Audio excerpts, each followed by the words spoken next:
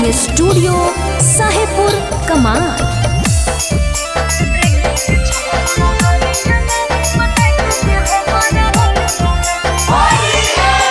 गिर गेल झाकर झूलनिया गे छौरी तोहरा कौन खेतवा में। गिर गेल झाकर झूलनिया गे छौरी तोहरा कौन खेतवा में। रंगल के छोरा गलिया में पटक के छोरा होलिया में। रंगल के छोरा गलिया में पटक के हमारा होलिया में। काहे घूमे ले गेली गे छौरी तू चौरसिया टोलावा में। काहे घूमे ले गेली गे छौरी तू चौरसिया टोलावा में। रंगल के छोरा गलिया में पटक के छोरा होलिया में।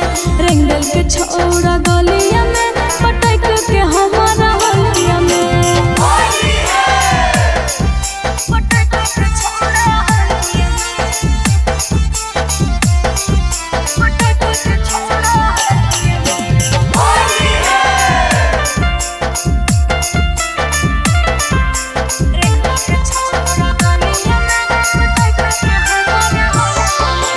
टूटल हौ चोली के बटन के छौरी गिरा लौके करा झोलिया में।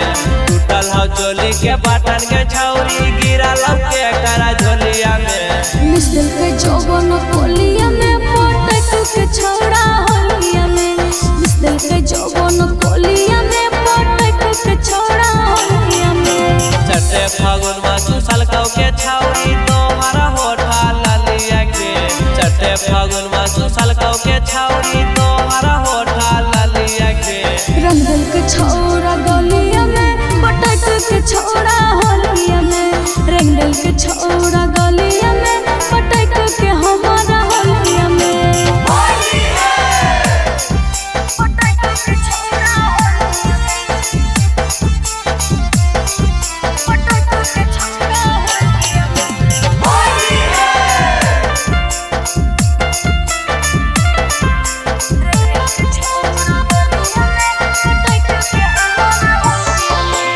अकौले टाइल सुने गे छौरी सारिया के कोरिया गे। अकौले टाइल सुने गे छौरी सारिया के कोरिया गे। सुतल हो अंकित प्रिंस सोने भाके हमारा गोदिया रे। सुतल हो अंकित प्रिंस सोने भाके हमारा गोदिया रे।